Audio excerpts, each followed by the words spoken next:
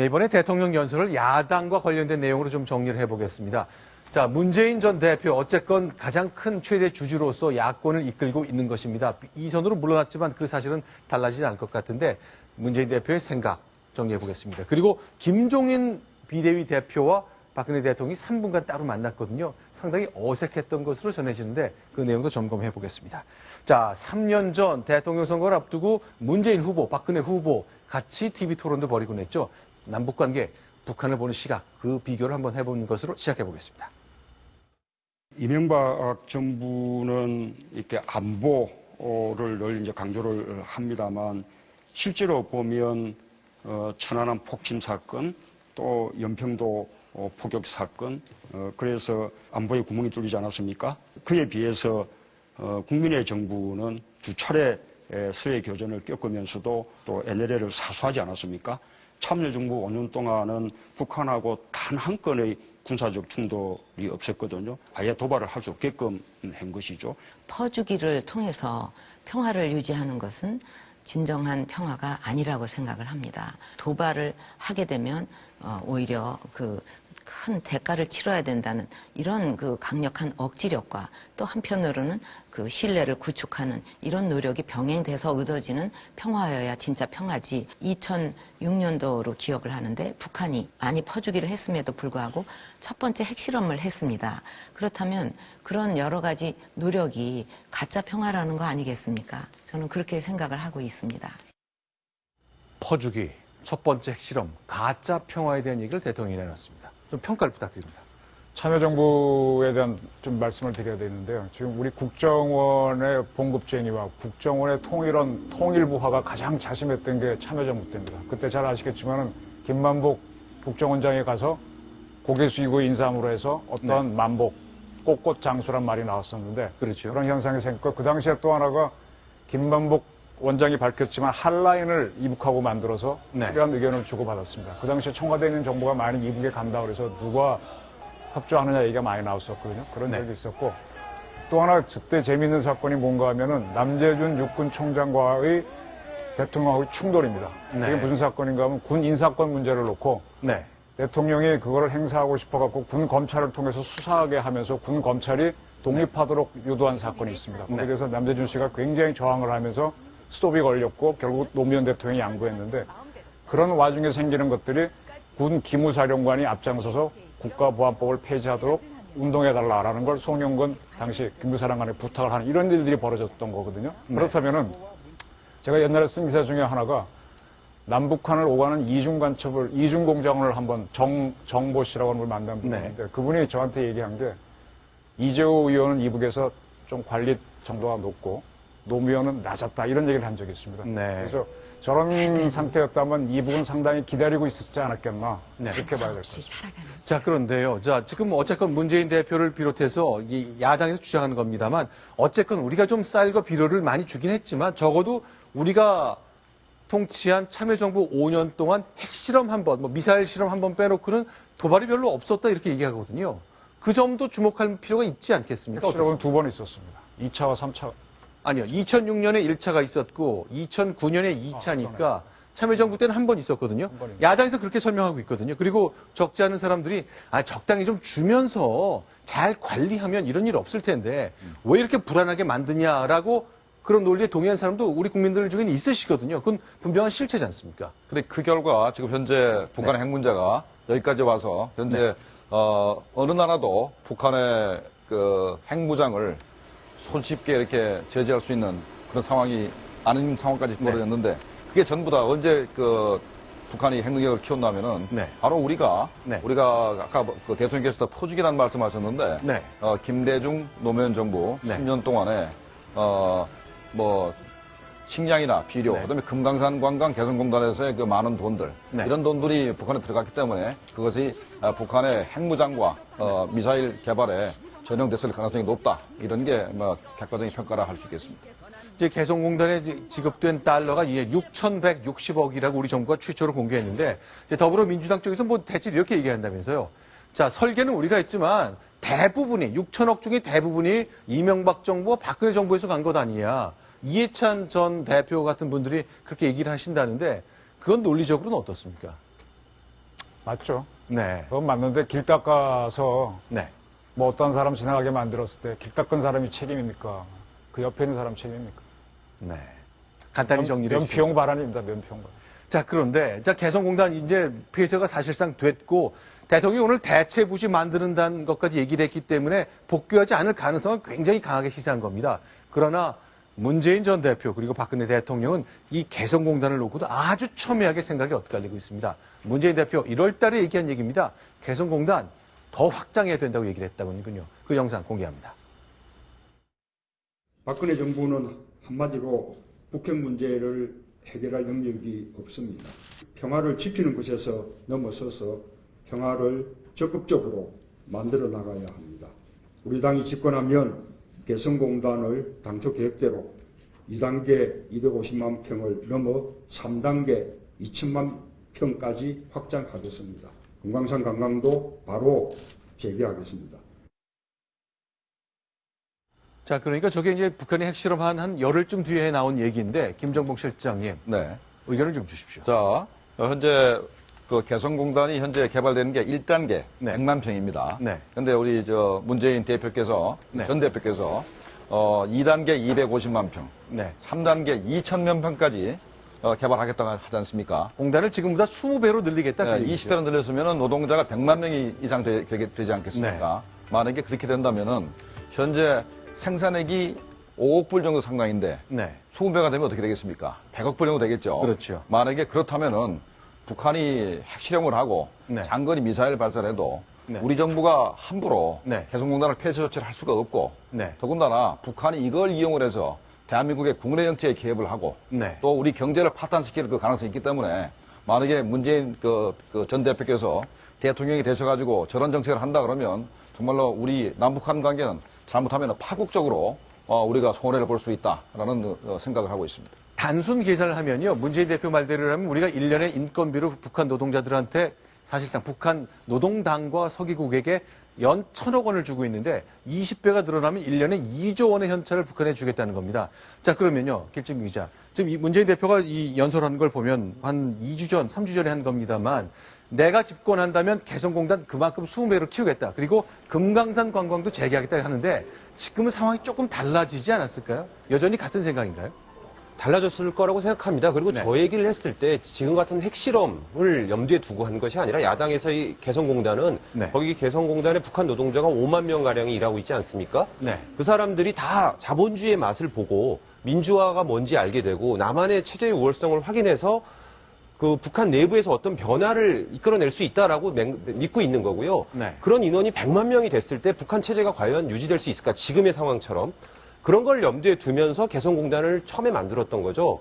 그러면서 이제 100만 명으로 늘려서 북한 전역에 이런 민주화의 맛이 어떤 것인지 이렇게 전파하겠다라는 그런 의도가 있었던 것 같고요. 지금 더불어민주당 안에서는 이 햇볕 정책에 대해서 다시 조금 보완 발전하자라는 의견이 나오고 있습니다. 네. 예전에 그 햇볕 정책이 처음 출발했을 때와 지금의 여러 가지 상황이 달라졌기 때문에 이제는 평화적 통일은 유지하되 네. 햇볕 정책을 더 보완하고 발전시키자 이런 논의가 지금 진행되고 있습니다. 자, 그런데 여기 이제 문재인 대표가 직접 올린 글 하나 좀 봤으면 좋겠습니다. 1월 8일자니까 북한이 이른바 수소폭탄 실험을 한 4차 핵실험 이틀 뒤인데 우리 당은 북한의 4차 핵실험을 규탄한다고 얘기를 했어요. 자, 그런데 문제는 제가 좀 다시 읽어봤거든요. 전체가 22문장인데 딱 한 문장만 북한을 규탄했고 두 번째 문장부터 22번째 문장까지는 우리 정부를 계속 비판했거든요. 자, 이 분량에서 좀 전략적으로 보셨으면 어떨까 하는 제 생각이 듭니다만. 그 중간에 보면요. 북한의 핵 능력이 갈수록 고도화되는 걸 속수무책으로 방치해 왔습니다. 그랬거든요. 속수무책으로 방치하지 않기 위해서 지금 이런 걸로 돌아서고 있는데. 네. 좀 문 대표 얘기 좀 모순이 있는 거 아니에요? 자, 저는 또 저기 문장 중에 네. 그 중간 단락에 보면 네. 북한에 대한 제재와 압박만이 북핵 해결의 열쇠라는 정부의 인식이 상황을 더욱 악화시켰다 이렇게 되어 있습니다. 네. 바로 저것은 뭐냐면 지금 북한의 그 핵실험 그리고 저것이 나오고 또 이후에 있었던 최근에 미사일 탄도미사일 발사와 이런 것들이 네. 결국 우리가 북한을 자꾸 제재 압박하고 숨통을 조이니까 북한이 저런 행위를 한다. 마치 원인과 결과가 정반대로 돼서 우리가 그런 북한의 저러한 그 도발적이고 네. 위험한 행동을 유발한 원인자인 것처럼 얘기하는 것이 네. 바로 그 2010년에 네. 천안함 사태 때도 네. 천안함 폭침 사건 때에도 바로 그때는 원인이 뭐 심지어 이것이 과연 북한이 야기한 폭침 맞느냐 이런 얘기까지 그 야당 내에서 나올 정도로 했는데 결국 그때도 마찬가지로 우리 정부가 북한에 대해서 지나친 대북 강경 정책 네. 이명박 정부가 이런 것을 취한 것이 북한으로 하여금 저러한 도발을 야기했다는 식의 네. 이러한 인식을 드러냈는데 거기서 별로 나아가지 않은 변화되지 않은 여전한 그 더불어민주당의 이러한 그 생각을 그대로 보여주는 것이 아닌가 싶어서 조금 좀 걱정되는 대목이 있습니다. 근데 사실 문재인 전 대표의 경우는 이제 사실 야권의 맹주 역할을 하겠다는 구상을 갖고 있을 것 같습니다. 총선까지는 지금 이선에 물러서 있지만 총선 이후에 현재 그 국민의당 상황과 사정으로 볼 때 만약 지금 상태가 유지가 된다면 제1야당의 대표가 될 가능성, 1인자가 될 가능성이 굉장히 커 보이거든요. 그런 면에서 이제 차기 대선을 염두에 두고 여러 가지 생각을 할 것 같은데 야권에 대한 좀 그 지지를 좀 뭉치게 하는 효과가 좀 있지 않을까요? 지금 문재인 대표가 대선 후보들 놓고 보면 지지율이 20%로 어쨌건 1위를 달리고 있는 건 사실 아닙니까? 그렇게 틀림없이 볼 수 있습니다. 그리고 지금 문재인 대표가 현안에 대해서 얘기하지 않겠다 하면서 양산에 머무르면서 네.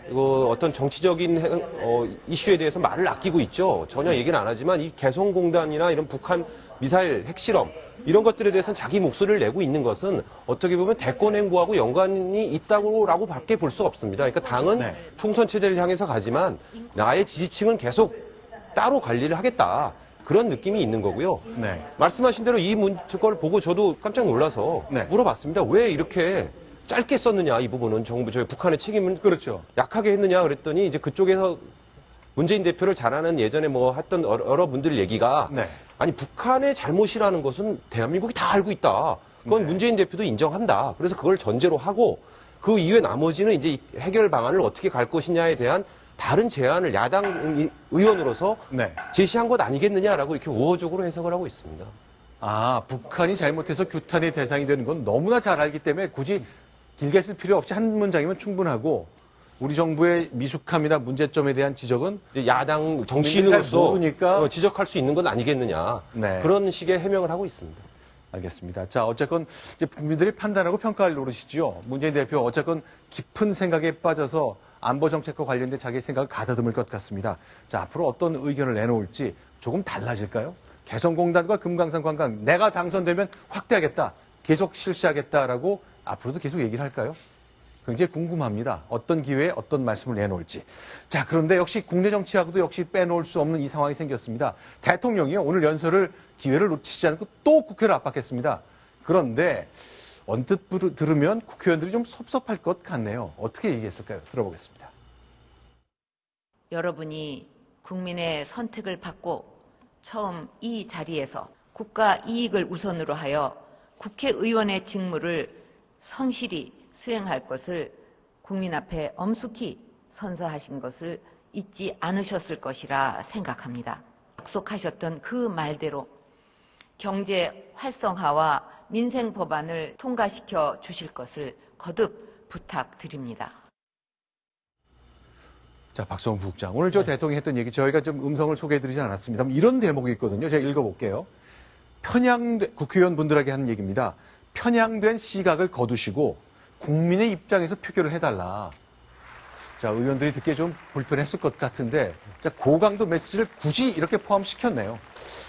아마 이제 모처럼 어렵게 국회라는 장에 와서 네. 어떤 대북 정책을 국민 앞에 국민 대표기관 앞에 설명하는 자리에서 네. 절실한 경제 활성화의 법안 통과를 호소하고 싶었을 대통령의 심정은 이해가 됩니다.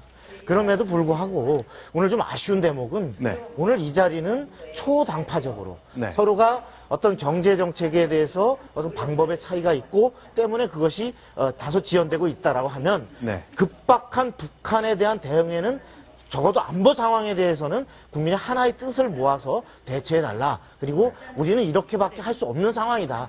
이런 것을 설명하는 자리였기 때문에 보다 이 부분 대북 정책에 집중돼서 네. 얘기를 하고 그리고 저런 법안 문제는 수도 없이 그동안 얘기를 해왔기 때문에 네. 아까 따로 사전이나 사후에 네. 야당 대표 김종인 대표를 만난 자리에서 특히나 경제를 아시는 대표니까 이러이러한 취지에서 좀 협조를 해달라고 했으면 좀 더 좋지 않았을까.